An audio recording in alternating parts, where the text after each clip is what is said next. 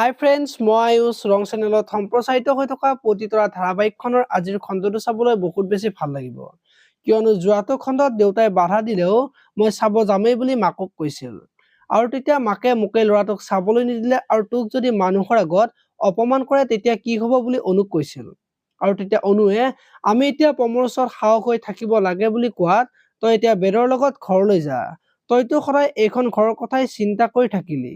এতিয়া তোৰ নতুনকৈ আৰম্ভ কৰা ঘৰখনৰ কথা চিন্তা কৰ বুলি কোৱাত অনুই পমৰ এনেকুৱা এটা অৱস্থাত মই ঘৰখন এৰি যাব নোৱাৰো বুলি মাকৰ আগত কোৱাত দেখিবলৈ পাইছিল। আজিৰ খণ্ডটোত বেদ আৰু অনু ঘৰলৈ যোৱাত দেৰি হ'ব আৰু তেতিয়া দেউতাকে শহুৰৰ ঘৰৰ আদৰ সাদৰ পাই ঘৰলৈ চাগে মনতেই পৰা নাছিল বুলি ক'ব। আৰু পিছে কোনজনী মাৰৰ আশীৰ্বাদ লওঁতে দেৰি হ'ল বুলি বেদক দেউতাকে কথা শুনাব। আৰু তেতিয়া বেদই তই এনেকে কৈছে যে পম মেডিকেলত আছে তাৰ বাবেহে অহাত দেৰি হ'ল বুলি দেউতাকৰ আগত ক'ব।